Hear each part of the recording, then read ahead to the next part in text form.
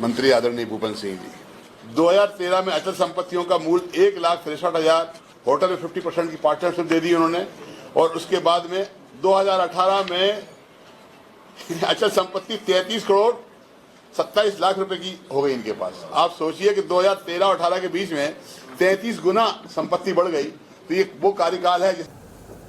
हमारे पिताजी के पास 12 गांव की मालगुजारी थी और 1200 एकड़ जमीन थी।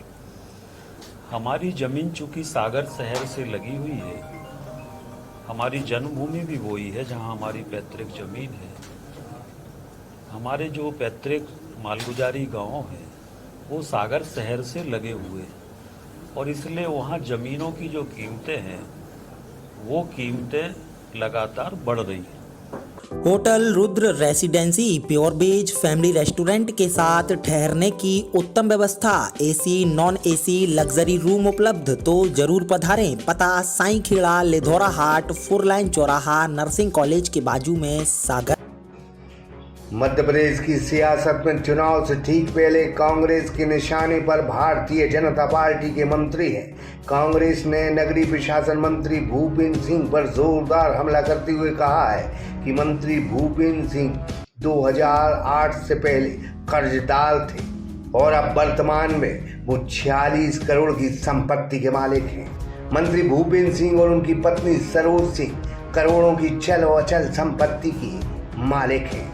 वहीं भूपेंद्र सिंह ने इस पूरे मामले का जवाब देते हुए भोपाल में कहा है कि हमारा परिवार पीढ़ियों से माल गुजार रहा है। हमारे जो स्वर्गीय पिताजी हैं वो 12 गांव के मालगुजार थे और हमारे परिवार में 1200 एकड़ जमीन उस समय थी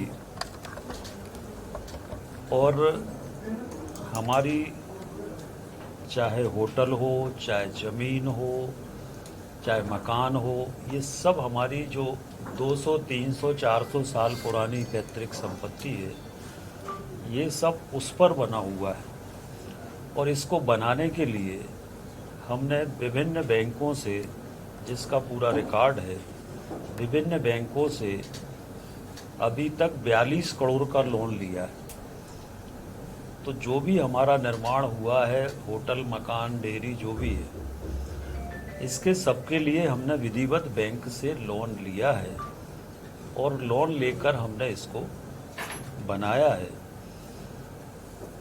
हमारे पिताजी के पास 12 गांव की मालगुजारी थी और 1200 एकड़ ज़मीन थी। हमारी ज़मीन चूंकि सागर शहर से लगी हुई है, हमारी जन्मभूमि भी वही है जहां हमारी पैतृक ज़मीन है।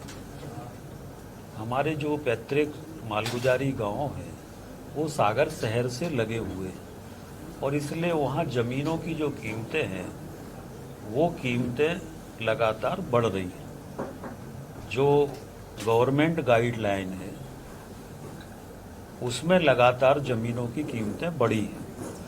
उसका भी पूरा हम डिटेल दे रहे हैं कि 2000 में ज़मीन की कीमत वहाँ पर क्या थी और आज 2023 में वहाँ पर ज़मीन की कीमत क्या है। तो उस ज़मीन की जब संपत्ति की कीमत बढ़ेगी तो स्वाभाविक रूप से हमारी संपत्ति का आकलन बढ़ेगा।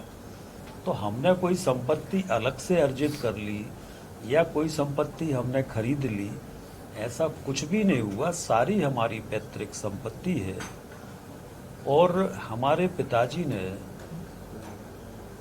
हमारा जो जहाँ की ज़मीन की ये बात कर रहे हैं वहाँ पर 25 एकड़ ज़मीन मंदिर के लिए दान में दी हुई है, जिसकी आज बाज़ार की कीमत 1000 करोड़ रुपए है।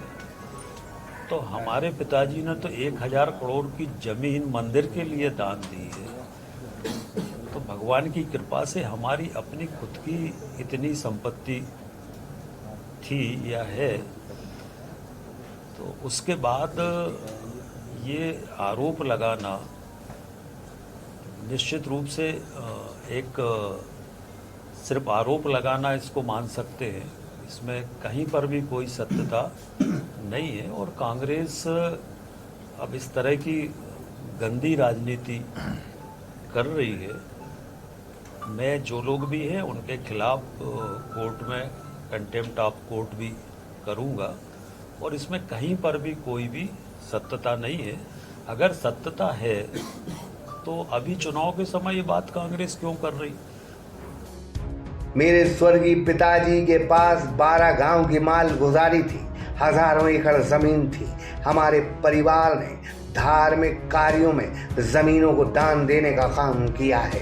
भूपेंद्र सिंह बोले कि हमने कर्ज लेकर होटल तैयार किए हैं, जमीन बेचकर काम चलाया है, चुनाव लड़े हैं, हम अभी भी बैंक के कर्जदार हैं। यह आरोप हमारी छवि को बदनाम करने का प्रयास है, जिसका जवाब दिया जाएगा। कांग्रेस के नेताओं ने भारतीय जनता पार्टी के सरकार के मंत्रियों को घेरना शुरू कर दिया है। शिवराज सरकार के कुछ ऐसे मंत्री हैं जो अपनी विधानसभा में ही नहीं बल्कि दूसरी विधानसभाओं में अपना प्रभाव बनाए हैं। कांग्रेस ऐसे ही मंत्रियों को चिन्हित कर उन्हें घेरने की रणनीति बना रही है। उनमें एक मंत्री भूपेंद्र सिंह है। देखना अब यह होगा कि कांग्रेस के निशाने पर भारतीय जनता पार्टी का अब दूसरा कौन सा मंत्री है। सागर एक्सप्रेस न्यूज की ब्यूरो रिपोर्ट। न्यू अप्सरा ज्वेलर्स 63 सालों से आपकी सेवा में समर्पित। हमारे यहाँ आपको मिलेगी हीरे, सोने, चांदी के आभूषणों की आकर्षक श्रृंखला। तो पता याद रखें, न्यू अप्सरा ज्वेलर्स, परकोटा तिराहा, सागर, मध्य प्रदेश।